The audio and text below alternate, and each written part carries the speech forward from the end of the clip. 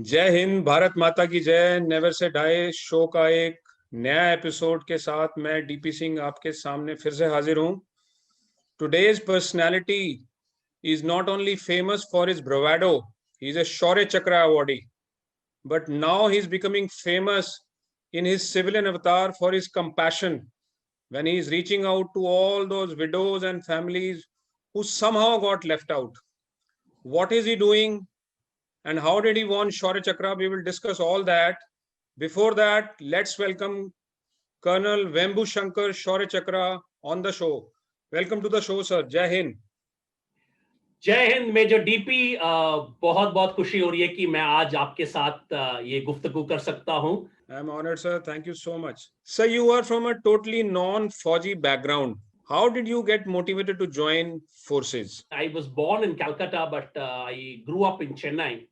और मैं जब I was in about fourth or fifth, then I was part of the Boy Scouts movement, and that was my exposure to uniform and outdoor life and camp life, and that was really exciting for me. And of course, these were pre-internet days, and our only exposure to the armed forces was Republic Day parades. And I used to be, filled with pride listening to the gallant actions of a lot of soldiers, which they used to announce during the Republic Day parade.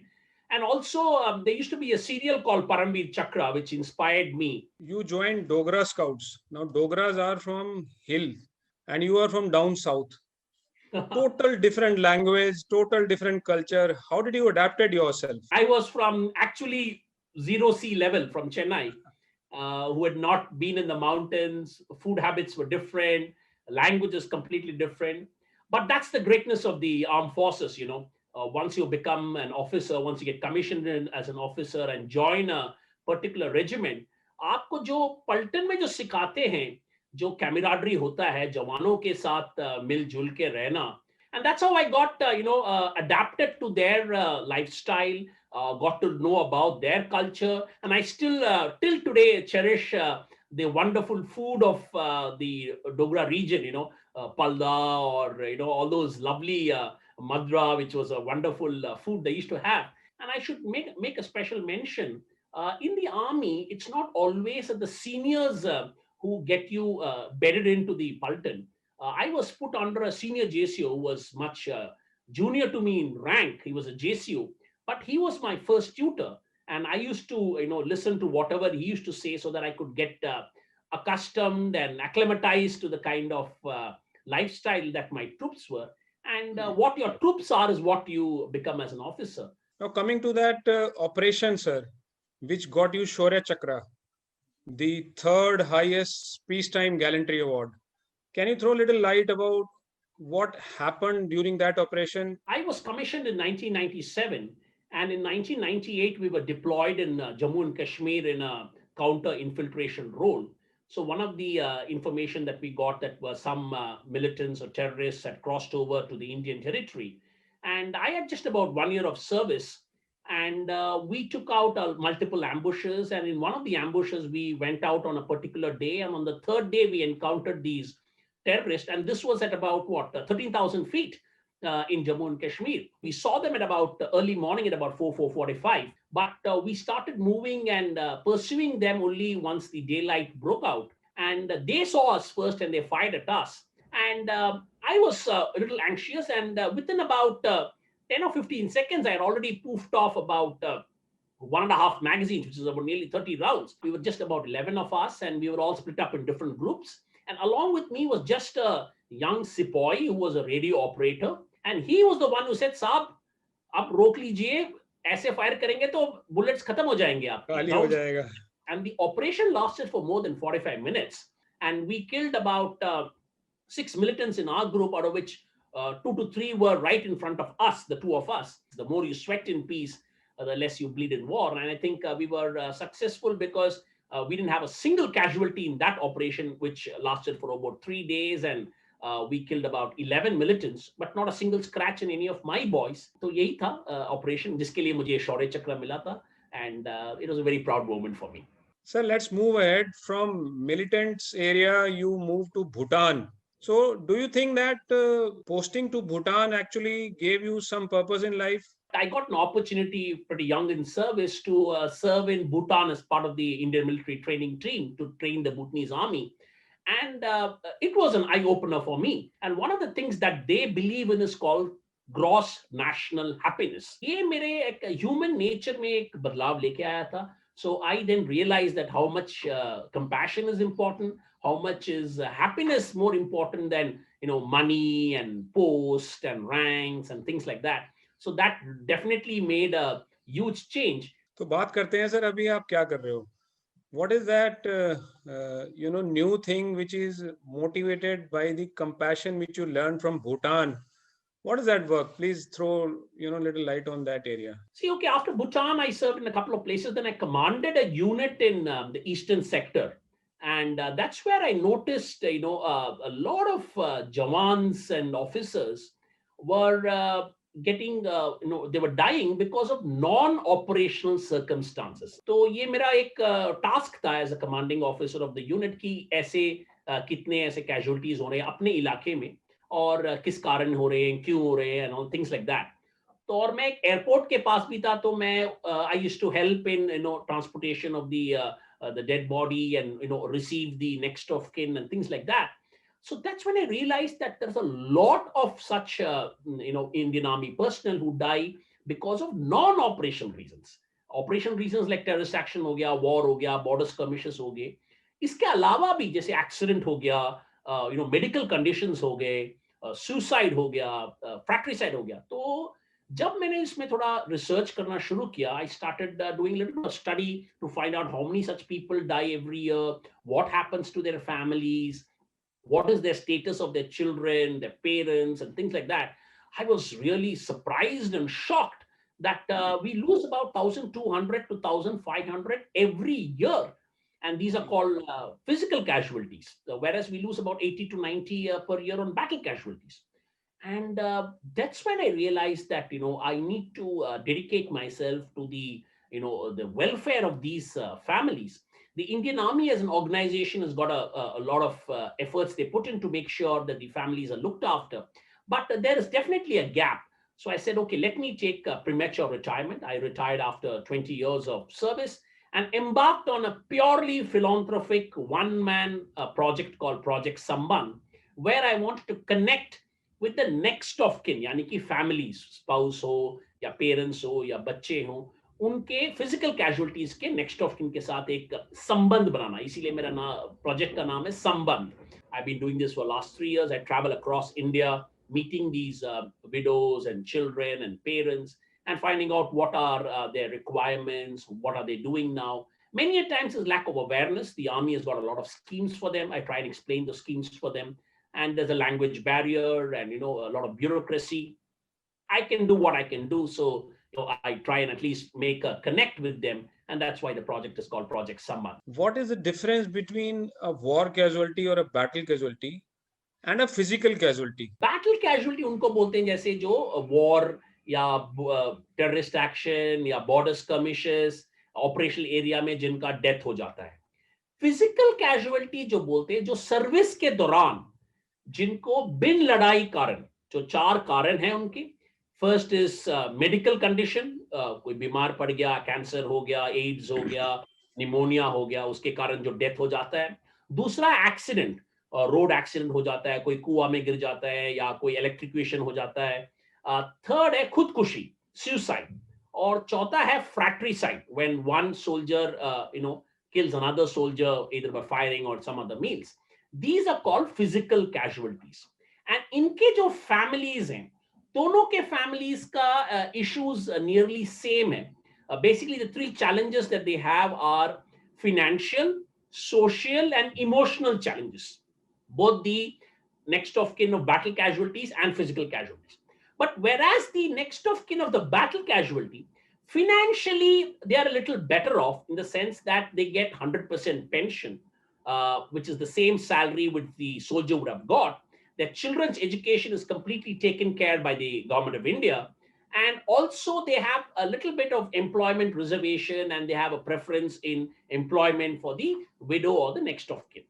Whereas in a physical casualties next of kin, the biggest challenge is financial. The first challenge is financial, because suddenly from the salary, it becomes either 30% to 60%. That's what they get as pension. And children's education is completely affected. That's not taken care by the government. And they have some grants, but it's not completely taken care. And there's also challenges of accommodation, where to stay. And then of course you have the emotional and the social challenges. ऐसे मैंने बहुत सारे next of kin से मिला हूं मैं. ऐसे एक उदाहरण से मैं बता सकता हूं कि एक बार सुंदर बनी गया था मैं, जम्मू कश्मीर में. वहां एक नेक्स्ट ऑफ किन से मिला था मैं, who had lost her husband just 2 years into marriage. She's got a girl child, and the man died because of some medical condition. This was in 2018, and she was in ninth grade at that time. And I spoke to this girl and I said, what are you doing and which class are you? And in flawless English, she said, uncle, I'm in ninth standard and I want to be a cardiologist. मैं तो हैरान हो गया कि cardiologist, wonderful, such a small place, Sundarbani, no father, single mother. And they were not aware of the government schemes and all that. I helped them fill up the forms and all, but that's just a minor part. But then I saw the potential in this girl. I spoke to my friends and families. People said yes, they will support. And sure enough, in 2019, she, in the 10th standard exam, she got 480 out of 500. Can you imagine being in a place like Sundarbani with no coaching, nothing? And I knew she's got the potential. And we said that, okay, she's not going to be in Sundarbani. She has to move to Jammu because the competition is tough. So now she's in Jammu and studying for her, medicine entrance exam, as well as 11th and 12th. And her mother has also moved to Jammu. And my friends and families are supporting, financially, as well as some mentorship. A couple of my friends are doctors. They are telling her how to prepare. And this is what keeps me going and makes me do the never say die spirit, is because of these next of kin who, in spite of all these challenges, are doing so well. ये जो खुशी मिलती है मुझे is it cannot be measured in terms of money or awards and things like that. Reaching out and meeting the families is the biggest gap. लेकिन और कौन से ऐसे गैप्स हैं और उन गैप्स को हम कैसे प्लग कर सकते हैं? Gaps are mainly social issues. Army as an organization काफी ख्याल रखता है अपने next of kin and families को. But क्या हो जाता है जब जवान का डेथ हो जाता है, that is the time when they look after, first 6 months, 8 months, जब तक पेंशन शुरू होता है. उसके बाद slowly and slowly, because of some social reasons, because generally वो widow in-laws के पास जाती है जो गांव में रहते हैं, और पढ़ाई भी उनको फिर कंटोनमेंट स्कूल से कहीं विलेज स्कूल में जाना पड़ता है बच्चों को. जब बच्चे बड़े हो जाते हैं, for education reasons they have to go out to better town और a city. And then slowly the gap increases between the organization, which is the army, and the next of kin. And the next of kin also thinks that the army cannot help them. But actually, the army can help them in a lot of ways. The units can help them. And it's not all about, scholarships or money and things that even small things of keeping in touch, some career counseling can be done. People can get back into the system by their children getting in as recruited into the army. तो ये social gaps है, वो जो जवान के साथ जो stigma है उसको निकालना चाहिए. जवान अगर खुदकुशी कर लिया है तो वो स्टिग्मा कंटिन्यू करता है. यही गैप्स है, सोशल गैप्स है.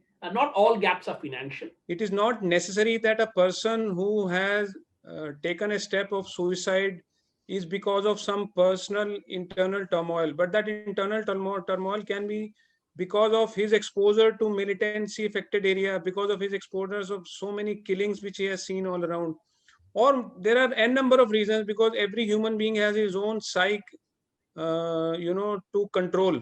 So that PTSD thing is yet not being accepted and embraced in our country in the manner in which it should be. Till that time it happens, I'm glad that people like you are trying to pitch in and filling those emotional gaps. So how do we fill that emotional arena at unit level, at society level, at country level? What is your suggestion on that? You just hit the nail on the head. First we have to acknowledge there is a problem. Number two, हर चीज को एक गहराई से पढ़ना चाहिए. There should be a complete study of why people commit suicide and what are the other reasons. depression and things like that. मैं एक चीज हमेशा खुद फॉलो करता हूँ, वो है कंट्रोल द कंट्रोलेबल्स. हम क्या कर सकते हैं? हम क्या कर सकते हैं? हम संबंध बना सकते हैं, लोगों से बातचीत कर सकते हैं. बातचीत से ही काफी चीज आप सॉल्व कर सकते हैं. आप रीच आउट कीजिए. हो सकता है 10 साल हो गया है जवान का डेथ, फिजिकल कैजुअलिटी हो गया है, मगर आप रीच आउट कीजिए. पहले आपको हो सकता है आप गाली सुनेंगे नेक्स्ट ऑफ किन से, मैंने बहुत सारे सुने, but it is a natural reaction, वो सोचते हैं अभी इतने साल कहाँ थे आप लोग, मगर उस स्टेज को आप पार कर देंगे. वो अभी सोचेंगे हाँ, मेरा एक यहाँ एक सहायक है जो मदद करेगा, मेरा एक साथी है जो मदद करेगा, मेरा एक सहेली है जो मदद करेगी. तो आप प्लीज रीच आउट कीजिए. The work which you are doing is actually not that easy. Don't you feel frustrated at time? I follow a couple of mantras myself, and one of the key mantra is control the controllables.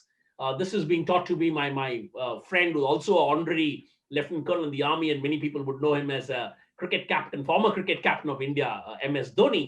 And he is that's something that I've learned from him, that is control the controllables. You do what you can. You cannot control कि armed forces authorities क्या करेंगे या बाकी लोग क्या react करेंगे. आप कैसे उस प्रोसेस को अप्रोच कर सकते हैं. और दूसरा जो चीज मैंने उन्हीं से सीखा है, वो है प्रोसेस में आप ध्यान दीजिए. Keep, if your processes are right, the results more or less will come out correctly. You are amazing, sir, and I know that you are one man army. Don't you find difficult running all the things alone? See, why I say it's a one-man this thing is because I don't have any organization, I don't have an NGO and things like that. But it will be wrong on my part to say that I don't have support. I have the support of the whole Indian army. I've got the support of the organization, and इसके अलावा public भी, you would be surprised, बहुत सारे लोग हैं, lawyers हैं जिन्होंने काफी मदद किया है, कोई लिटिगेशन में, कोई काउंसलर्स हैं, बच्चों को बताया है कि 10th के बाद क्या करना है, 12th के बाद क्या करना है, कोई न्यूट्रिशन है, कोई डॉक्टर्स हैं जो अगर ECHS वगैरह काफी दूर पड़ जाता है तो डॉक्टर बोलते कोई नहीं, हमारे पास भेज दीजिए, हम चेकअप कर लेंगे. तो सपोर्ट बहुत है. बताने के लिए वन मैन आर्मी है, बट हम 1.5 बिलियन, वो जितना भी इंडियन का पॉपुलेशन है, वो मेरे पीछे है, एंड वही मेरा स्ट्रेंथ है. I know that your course mates call you Forrest Gump. What is that story and how do you feel, जब ये नाम सुनते हो आप अपने बारे में? फॉरेस्ट गंप भी फौजी था, तो may be that is the, और आई थिंक फॉरेस्ट गंप थोड़ा ढीला भी था, तो मैं भी ढीला ही हूँ. फॉरेस्ट गंप का ये है कि वो जो भी बगल में बैठा था उनको अपना कहानी सुनाता था. तो इसलिए मैं भी मुझे फॉरेस्ट गंप बुलाते हैं, क्योंकि मैं भी कोई भी चीज है उसका कहानी बता के उसको बताता हूँ मैं लोगों को कि ये है. तो may be for many reasons मुझे फॉरेस्ट गंप बुला रहे हैं, बट मैं ये पॉजिटिव रीजन ले लूंगा कि क्योंकि मैं आता हूँ और लोगों को बताता हूँ, और मैं दौड़ नहीं सकता हूँ जैसे फॉरेस्ट गंप दौड़ता था, थोड़ा बहुत टीटी खेल लेता हूँ, और मगर वो भी फौजी था, मैं भी फौजी हूँ, तो ये कनेक्ट है. Wonderful, sir, amazing. I want to know, who is Shankar as a person? I grew up in a middle class family, no armed forces and things like that. My requirements are very less, and so I've been having a lot of hobbies right from my childhood. I've had great set of parents who have encouraged me. The whole family has encouraged me whatever decisions I've taken. Teachers have been amazing, but parents and teachers are some people that you cannot control, but friends are some people that you can control. तो हमने अच्छा friends choose किया है, उसके कारण अभी भी friendship है. And as a person, I've been indulging in a lot of hobbies. I've been doing quizzing, थोड़ा बहुत मैजिक कर लेता हूँ मैं. ऑटोग्राफ मेरा काफी खास हॉबी है. मैं ऑटोग्राफ कलेक्ट करता हूँ सेलिब्रिटीज. पहले जमाने में चिट्ठी लिखता था, फिर फौज जाने के बाद चिट्ठी नहीं लिख पाते थे, फिर लोगों से मिलता था, उनका ऑटोग्राफ ले लेता था. आई lead a pretty normal and decent life, and I'm happy with it, and I live day by day and minute by minute, and for the moment in the present. So to end, I want that you should say something to the youngsters of our country also. You can start by doing a good turn every day with your family, with your friends, and I can tell you that the kind of satisfaction that you will have, the experiences that you will have, can never ever be taught in conventional education by going to a school or college. The more time you'll spend with your own elders, with people like this who have been disadvantaged, whether it's armed forces people's families armed forces people themselves, or somebody in the civil society also. There are people who have been disadvantaged because of various reasons. It could be because of some accidents, it could be because of some social reasons. So please spend time with them. Nothing you need to do financially, but if you can spend time, it will make you a better human being, number one, and the experience that you will gain will definitely help you in your professional career also. Thank you so much, sir.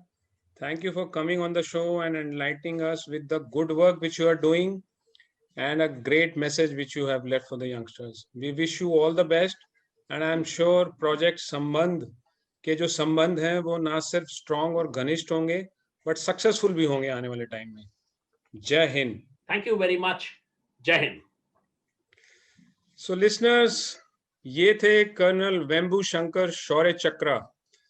एक इंसान अगर चाहे तो कुछ भी कर सकता है.